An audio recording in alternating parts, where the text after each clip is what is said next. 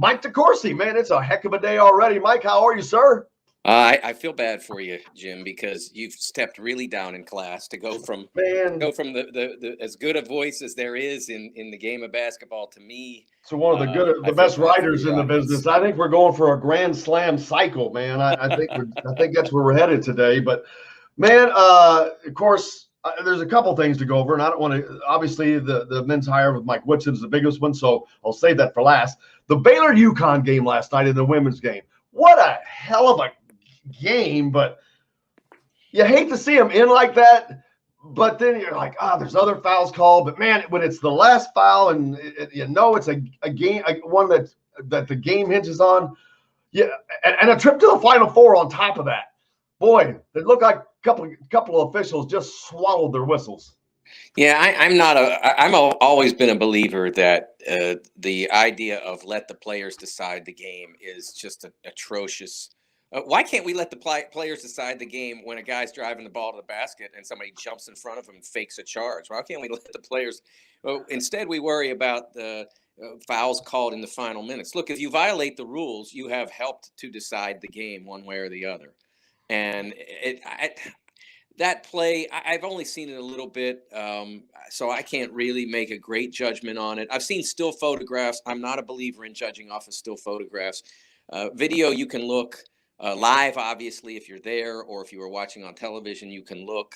I don't believe in still photographs to give you a honest picture of what happens in real life. So the photographs that are on the internet mean nothing to me. But the live video suggests that there was a foul committed. And I'm a believer that you officiate the rules the same in the last 20 seconds as you do in the first 20 seconds. And that if you do it otherwise, you're doing it wrong. Yeah, I think the officials, their placement, there was an official behind the play. So I guess afraid to call that. The official that was under the basket, I think he was looking in a different direction. But no one was looking directly at the front of the Jim, play. How could you not be looking at the ball on a last shot? That was my question. I'm like, what is he looking at? I was like, what in the world? But yeah, crazy to see that end. Of course, UConn get the benefit? It's all kinds of stuff you could talk about. But man, it was a great game. You hate to see that. Then you see the Indiana women's team, their shot at the Final Four. Heck of a run for them. That program is on the rise. There's no reason to think that they're not going to stay there. They're competing with the best. Like they're up there competing with these teams that are the best in women's basketball. Yeah, when I lived in Cincinnati, Xavier made a run to the Elite Eight, and they had a really nice program then. And the head coach was plucked away by Ohio State, I believe, and they never. It never was like that after that. I suspect it's a little harder to find up from Indiana than it was from Xavier, especially then they were still in Atlantic 10 program. But that's a big key, is to build on what they did this year, to take the success that they had, the wonderful success that they had, and try to build on that and try to be, this was a great year for Big Ten women's basketball, maybe as good as we've had certainly as good as we've had in my memory. And so, Maryland's great, Michigan's terrific. So it appears that if you can compete with the best in the Big Ten, then you are there in the team picture, so to speak, with the best in the country. So now the key for IU is to consistently be there in that company. And I think that based on what we've seen over the last month and a half, whatever, that they're certainly going in that direction. I think I saw Ohio State during the regular season. They played Indiana and beat them in Assembly Hall. And they would have been formidable, but they had some rules issues or something this year that they didn't play. But they're like you said, a lot of good programs in the Big Ten this year. And let's get to the big news. Of course, Indiana names a new volleyball coach yesterday. No, just kidding. New basketball coach for Indiana named yesterday, and I don't know. There was still some surprise to it. Probably not a lot. But yeah, there was still a lot of surprise, I think, when it finally came out of who it was going to be. But I think the more it sat there, people really started to embrace it. I know I have, but I don't know. There's a lot of questions yet with Thad Matta, which those questions are being answered. Larry Brown's name coming out. So there's a lot of questions, the staff. But I think for Indiana, this is probably a very, very good thing, Mike. Well, I think that Mike has shown himself to be an excellent basketball coach. His success with the Hawks. You look at the Knicks, which has been as dysfunctional a professional sports organization as there has been in America over the last 20 years or so. And until this year, when it was taken over, the basketball operations were taken over by a different group, and they have trended in the right direction this year.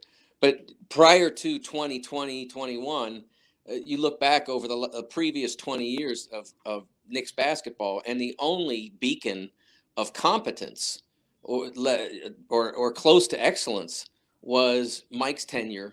I guess it was around 10 years ago or so, maybe a little less than 10 years ago. That was the only time it looked like they were moving in the right direction. And of course, they abandoned it as soon as they had any setback at all. And that's why they were the Knicks. But he's an outstanding basketball coach. The challenge for him is that being an outstanding NBA coach and being a outstanding college coach are only tangentially related, really. The things that make a great NBA coach, a lot of it can be transmitted, but what it's transmitted to is only a portion of the job. The ability to draw up the right plays or to execute the high-level strategies and to teach and to get players to buy into those strategies is only I've always said it's somewhere in the neighborhood of 35% of a college coach's job. And then there's the 15% of making sure that your players are doing the right things, going to class, staying on track to graduate, being good citizens, so to speak. And then there's about half or so that involves player acquisition and or management. That has always been the biggest chunk of a college coach's job, because you could be the greatest strategist in the world, and if you got 5 guys who can't play, it just doesn't matter. I mean, you may win more games being a great strategist than you would being an adequate strategist or a poor one, but you're not going to beat significant teams. You're not going to have significant success if your players are poor. You can raise up a group of good players to a very good team or very good players to a great team, but you can't make bad players into much more than a below average team. And so that's why it's such an important part of the job. And it's totally different than in the NBA, where you can sign them as free agents or select them in the draft. You have to sell those players on coming to play for you. And then once you have them, you have to sell them on, now more than ever, you have to sell them on staying with you, that this is the only place that they should possibly want to be. And that's a real tricky challenge for every coach in college basketball now. And it's something that Mike is going to confront. The positive for him is that he's never done it any other way in college. I mean, he doesn't have 20 years of habits of doing it this way, and it was wildly successful. And now he's got to change because the transfer portal is beckoning. So he has that advantage, but there is much that he needs to learn about running a college program. And that's why having someone who has been a highly successful coach is an advantage in that circumstance. You go back to Fred Hoiberg, when he left the Timberwolves front office to become the head coach at Iowa State, he immediately hired Bobby Lutz. And Bobby's name may not be as familiar to some, but he was a really terrific coach at UNC Charlotte back in the 90s. They were going toe-to-toe with some of Bob Huggins' best teams in those periods. He was really successful, and they got to the point where they thought they could do better and made a change, and they've been irrelevant ever since. Bobby's a great basketball coach, and Fred having Bobby to teach him about being a college coach was really important. And so when Juwan Howard got the Michigan job, same thing. He hires Phil Martelli. St. Joe's was really foolish to remove Phil, and now he's got Phil there. And I think sometimes people think that having that person is more important from a strategic standpoint, but what it really is more about is just navigating the waters of what it is to be a college coach. It helps to have smart people next to you to get good ideas and all that. But it really, if you're a head coach, it comes down to how you process the information you're provided, either by what you read in a coaching textbook, or what you pick off video, or what you've been taught in the past by the people you've worked for and with, and also what your staff is telling you. But you still have to process all of that and make the decisions. But the things that Martelli brought to Michigan in the last few years, or that Bobby Lutz brought to Iowa State when Fred had his success there, those things really more involve the day-to-day operations. How do we do this? How do we stay in compliance? How do we, who do we look at to recruit? All those kinds of things. It's not about you have to have a smart guy sitting next to you to help you call the plays. It's about you have to have an experienced person next to you who knows how to run a college program. If your only background in the college game is you played 40 years ago. Mike, what do you make of the Larry Brown rumors? I mean, he's 80. He was at SMU a few years ago. Obviously, Kansas and the NBA background. I don't think they're rumors. What would he potentially add if Mike Woodson was to bring him in?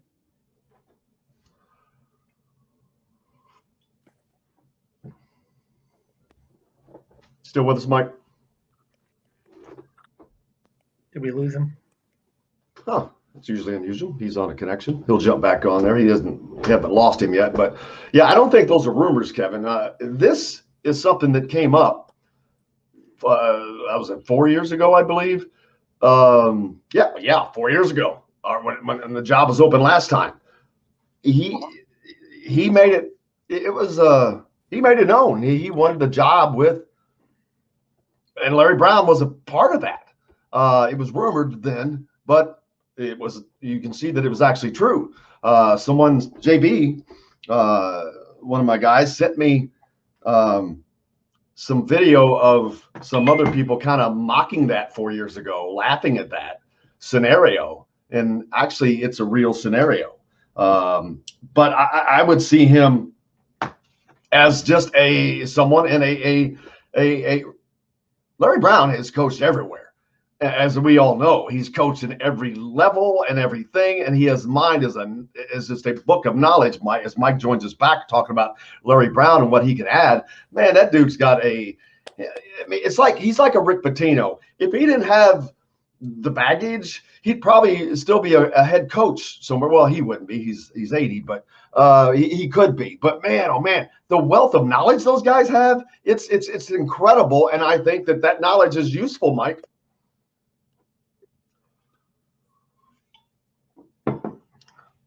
Oh, I mean, Larry Brown is as gifted a basketball coach as there's ever been. I mean, it's that simple. He has a mind for the game that very few have ever equaled. He just is phenomenal. That's why he had been so successful going back and forth from college to the NBA.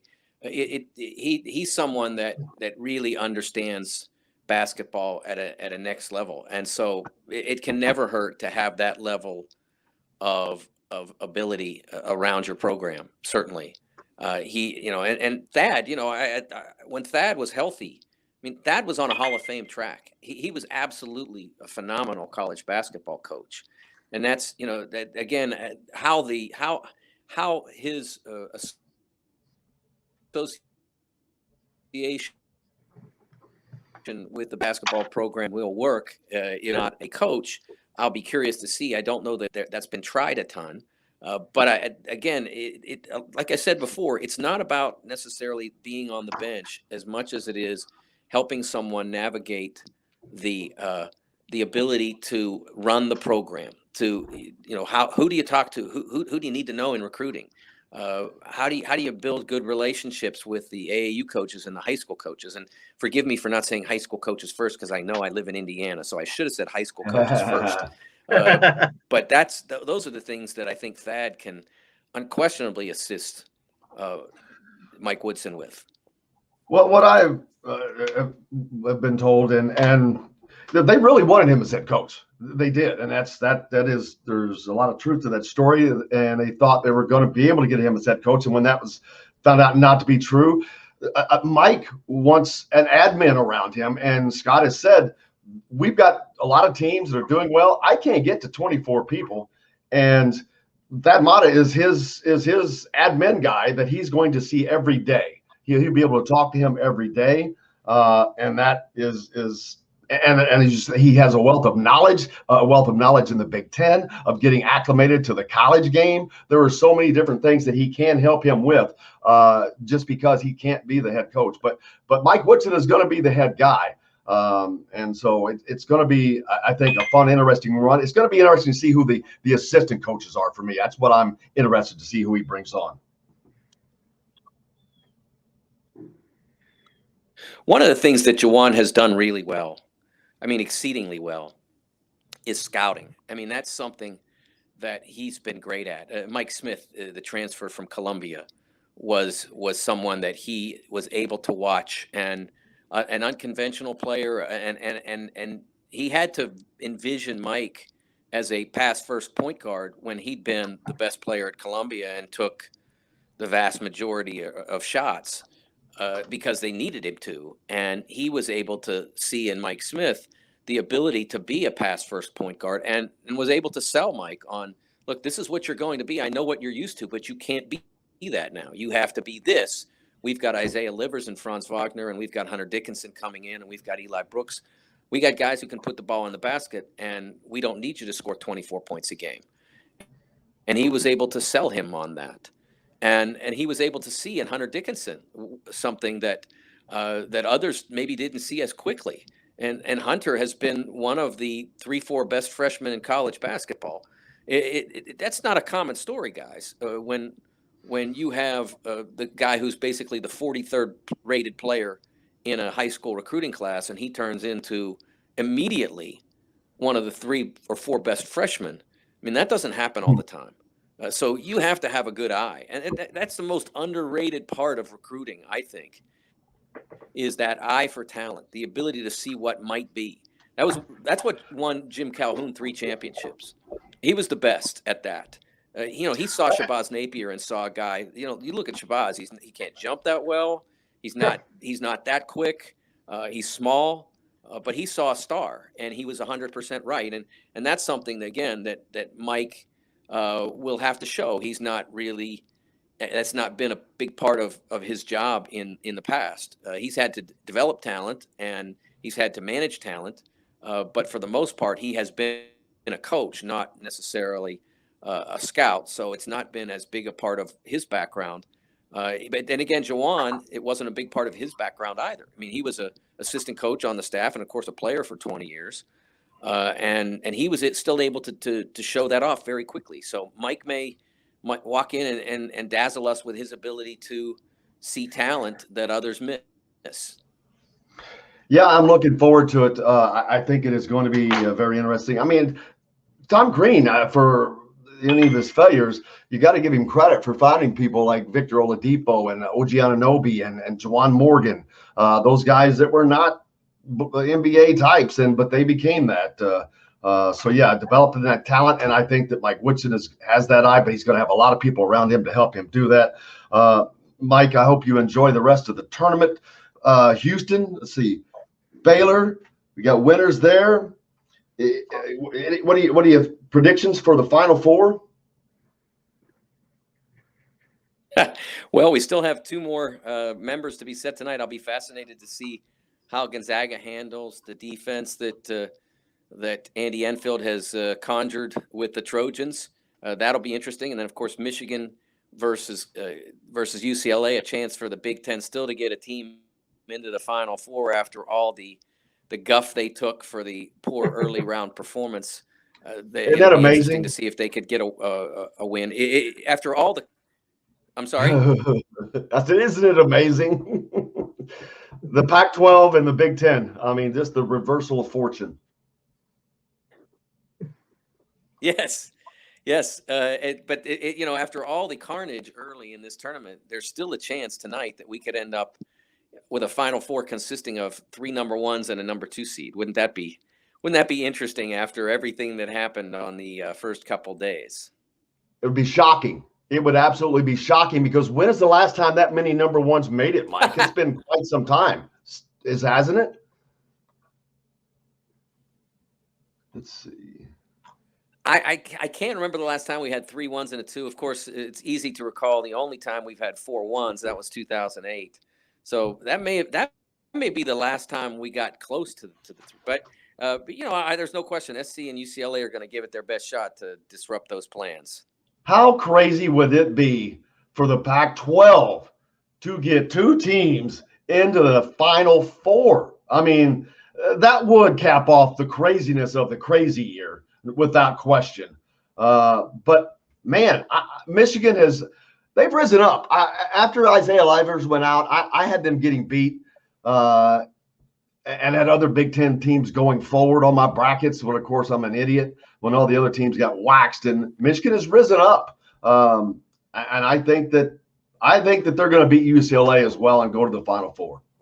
I hate to say that for Michael Lewis, but I think that's going to happen. Well, I had them losing in the regional final to Alabama, and if that game had happened, I might still feel that was the way it was going to go. But Alabama got sucked into a what do they call that? What's the word they use? Rock fight against UCLA, which is the only way UCLA could win, really, was to make it a half-court game, and they were very successful at that. They did a great job of guarding the three-point line and made Alabama impatient. It'll be different trying to do that with Michigan because Michigan can throw the ball into the post and get something out of Hunter. They've got a guy in Franz Wagner who is starting to understand how he can impact the game. Shondae Brown is coming off the bench and doing exceedingly well in this tournament. He's the one who has made up the most for Liver's absence in terms of production. Wagner in terms of influence. So fascinating games tonight, no question about it. Should be a lot of fun. Mike, and don't forget, I was at that game 11-25 for the foul line for Alabama. I mean, that was just brutal. They're going to have all off season to work on those free throws, unfortunately. Well,